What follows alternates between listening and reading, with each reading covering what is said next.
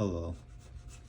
Today we're going to talk about the Hoops High Voltage 500 volts, why it's so rare, and some of the mysteries behind it. Let me give a cliff notes to all you if you don't want to watch the whole video. Basically, the product didn't sell that well. There was a lot better competitor products at a similar price point, and the card was also miscut, which can contribute to a lot of the grading companies not grading them for an extended period of time. Let me break down in detail everything I mentioned. In 97-98, Hoops was a very low-end product. I mean, it's always been the low end. It was about $1 a pack. It came in both retail and hobby, and it was Series 1 and Series 2. Previous years had a action shot with like a full background, and it looked like, you know, it was low end, but kind of looked professional, somewhat like something like that, for instance. But yeah, this year they decided to put like a full color background. I guess it was geared towards kids. But yeah, it didn't hit the mark because there were competitors at the same price point, like for instance Z-Force. But Z-Force had parallels in them. You could get like a Rave or a Super Rave, and the inserts looked a lot cooler too. But the Hoops inserts that year were just, outside of the high voltage, were just horrible. Like Series 1, for instance, the headliner, that looks like a 1 in 4 pack insert, like something you find every few packs. You had to get 2 boxes to get one of these, and they're not that valuable. And the case hit for Series 1, they had the high frequent flyer upgrade, which was pretty lackluster also, but the retail and hobby case hit for Series 1, which was the Hooper Stars.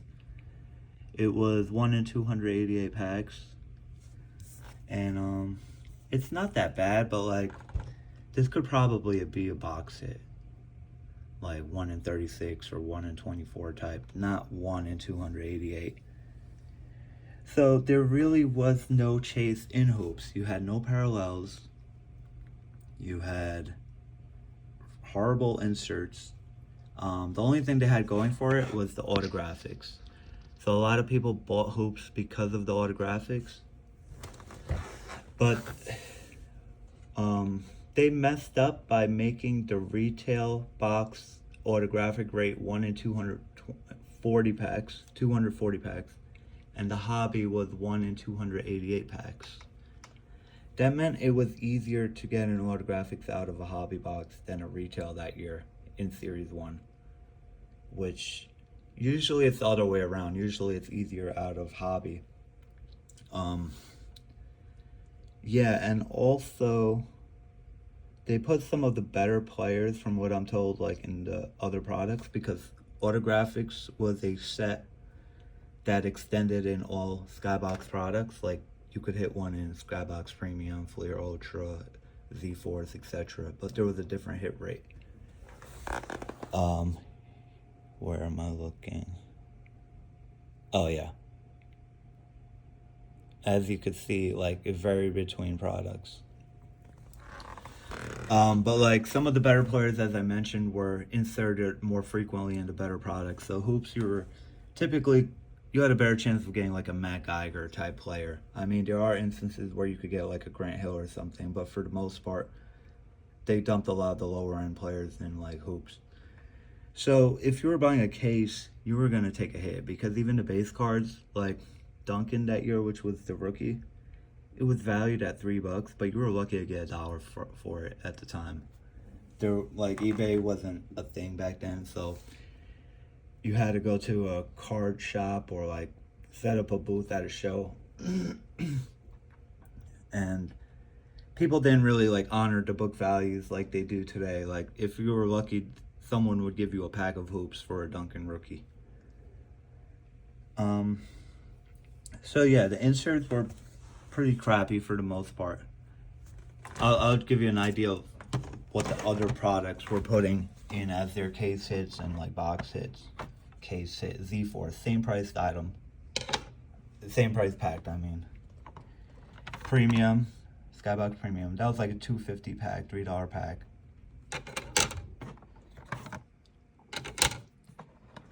Ultra, $2.50, $3 pack. Ultra, $2.50 a pack. You could get one of these. You get the idea. And some of the parallels too that these other brands had at the time. Platinum, I mean, this was Fleer, another low-end product, but at least they had parallels and better inserts. You had numbered refractors that year.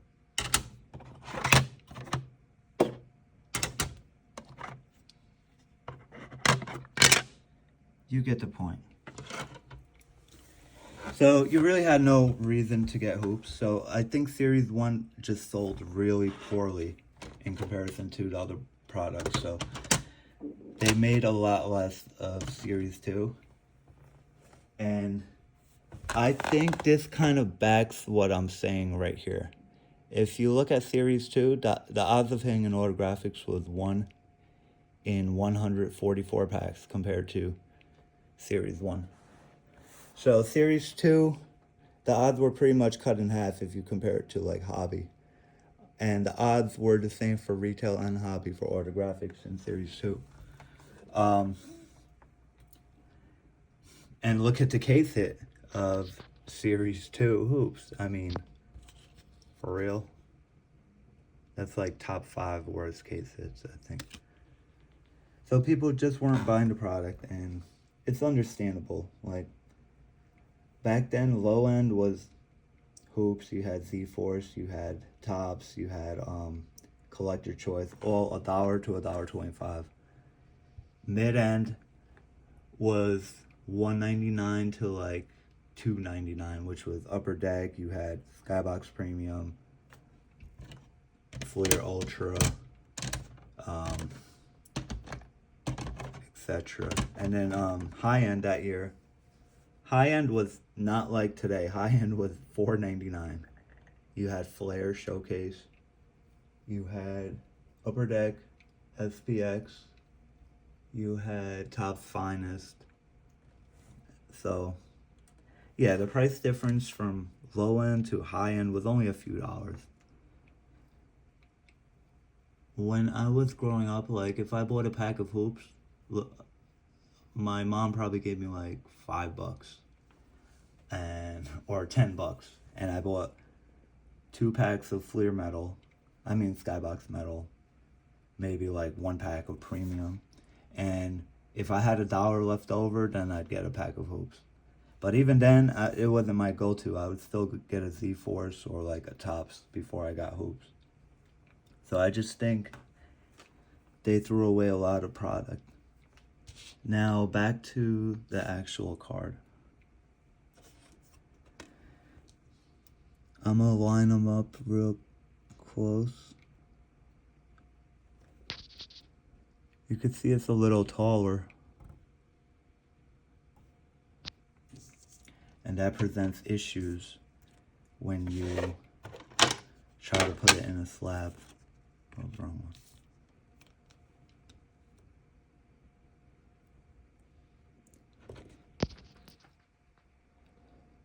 It's just not going to fit in the regular slab. PSA recently created a slab with those grooves moved up and moved all the way to the sides for like weird die cuts.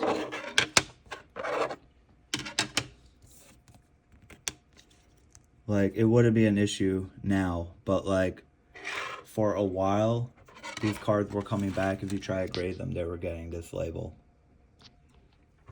And they were just, I worked at eBay for like a couple years actually. And every time we get these, they were just cut in different ways. Some were cut on weird angles, some were a little short on the sides and a little tall. But they were the way they were cut, it was consistent, meaning like it was a factory error. It wasn't like someone altered the card. So the fact that a lot of these couldn't be graded, I think it made the pop reports appear lower, and it made the cards appear a lot rarer than they are. Like for instance, the Hooper Stars, which was the case hit, there's more of these graded than like the regular high voltage that year. Not even considering the 500. And I'm talking about Jordan. Like, people grade every Jordan card there is. I use that as a barometer to like make this point of how rare the product was. There's only about 40 of the high voltage Jordan the high voltage 500 Jordans graded by PSA out of 500. I mean, I'm pretty sure there's like 70 more graded by BGS, but the point is,